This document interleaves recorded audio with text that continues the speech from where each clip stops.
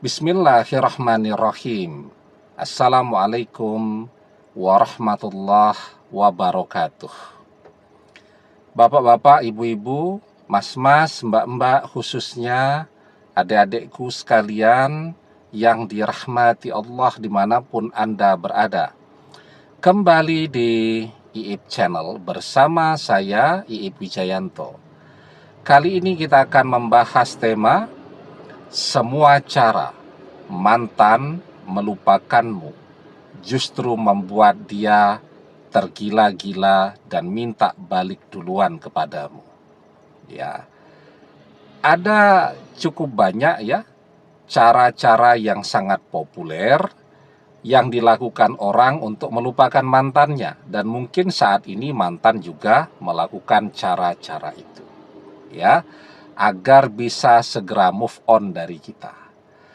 Cara yang populer yang pertama orang lakukan adalah dengan secepatnya mencari pengganti kita.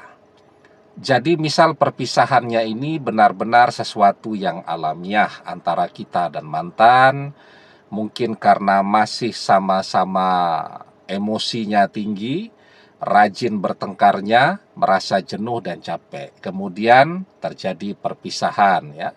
Atau kalau yang sudah menikah terjadi perceraian. Nah, maka agar bisa segera move on dan dikatakan move on, maka mantan sesegera mungkin mencoba mencari pengganti kita.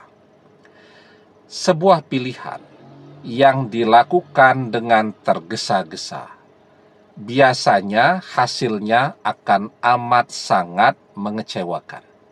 Ya, memilih apa saja, memilih baju, belanja baju begitu, milihnya tergesa-gesa, tahu-tahu sampai di rumah kekecilan, ya, atau malah kebesaran, tambah duit lagi untuk memperbaiki ukurannya. Apalagi beli kendaraan ya, tergesa-gesa, ternyata bensinnya borosnya luar biasa, harus sering ke bengkel dan seterusnya. Nah, jadi apapun yang dipilih secara tergesa-gesa itu akan membuat orang menjadi sangat kecewa. Apalagi ketika memilih pasangan ya. Casingnya menarik sih, tapi sayangnya ketika casing seseorang menarik, biasanya yang tidak terlihat itu justru mengecewakan. Casingnya, penampilannya oke lah. Tetapi biasanya orang yang punya penampilan oke itu menginvestasikan waktu dan biaya untuk penampilan itu sangat besar ya. Sehingga boros, pengeluarannya banyak dan seterusnya. Kan untuk mendapatkan penampilan yang mempesona tadi, kalau wanita harus rajin ke salon ya, perawatan kulit, begitu make up yang mahal. Kalau laki-laki juga mungkin perawatan ke salon bisa juga ya, tapi pengeluarannya besar. Overhead cost-nya itu tinggi ya. Jadi ketika punya pasangan yang seperti itu, stres tuh ya. Kenapa ya? Karena harus membayari ke salon dan lain-lain. Orang yang tahu betul kalau dia cakep, biasanya hobinya tebar pesona dong kemana-mana ya. Maka ngapain dandan cakep-cakep kalau kemudian tidak dipamerkan kepada orang, maka hobinya memamerkan ketampanan atau kecantikannya tadi di media sosial, dan di situ godaannya banyak. Kita ini manusia biasa ya. Kalau yang menggoda itu levelnya itu yang ecek-ecek begitu kan, yang tidak menarik dan seterusnya, ya kita tidak tertarik biasa. Tapi ketika kita dihadapkan pada godaan yang sedemikian hebatnya, yang yang menggoda untuk berselingkuh itu memang jauh lebih keren ya daripada pasangannya, maka ya sulit untuk tidak tergoda. Ya. Nah, jadi ketika penampilan menarik, biasanya orangnya tidak setia, ya. Penampilannya menarik, biasanya pengeluarannya besar, boros. Penampilannya menarik, biasanya orangnya egois, emosional, dan seterusnya. Disitulah mantan akan menyadari. Ya, yang membuat dia jatuh cinta dan pengen balik dengan kita. Kenapa? Kita setia, ya, kita sabar, tidak emosional, dan seterusnya. Namanya hati manusia, semenarik apapun nih penampilan seseorang, tapi kalau egois, pemarah, suka bertengkar, boros, dan seterusnya, itu akan membuat hati seseorang menjadi menjauh secara otomatis.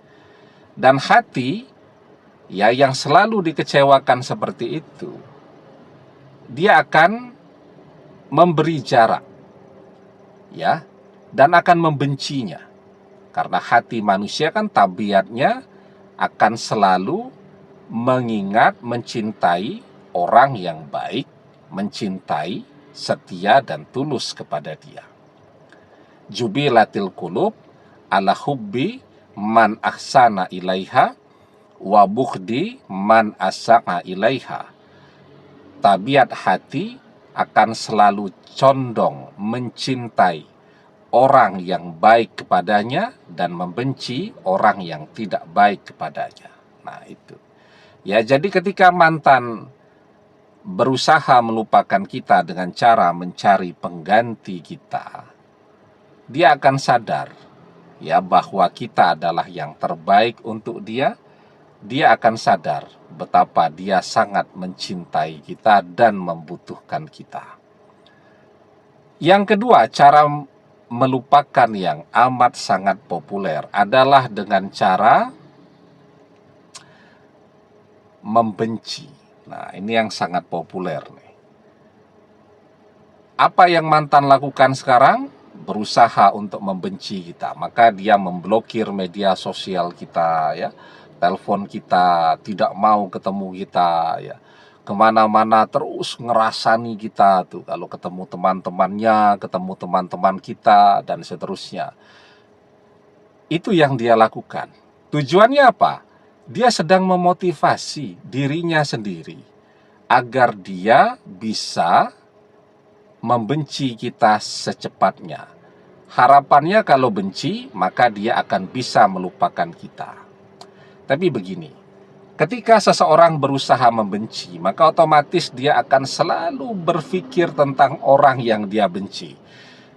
Kita misal zaman masih kuliah dulu tuh, ada orang yang sangat kita benci, maka kita berpikir bagaimana setiap hari menghindari agar jangan sampai ketemu dia. Ya, dari rumah atau dari kos-kosan itu kalau mahasiswa berangkat sudah mikir nih. Ya, jangan sampai ketemu di parkiran, jangan sampai ketemu di kantin. Kalau bisa memilih kelas yang dosennya beda dan seterusnya. Nah, jadi itu. Ketika orang membenci, maka otomatis dia akan selalu berpikir tentang orang yang dia benci. Itu kalau memang bencinya natural. Kalau mantan sebenarnya tidak ada hal yang bisa dia benci dari kita. Cuman dia jenuh saja. Ya, terlalu lama bersama kita, maka dia ngajak berpisah, gitu kan? Maka dia harus berimajinasi.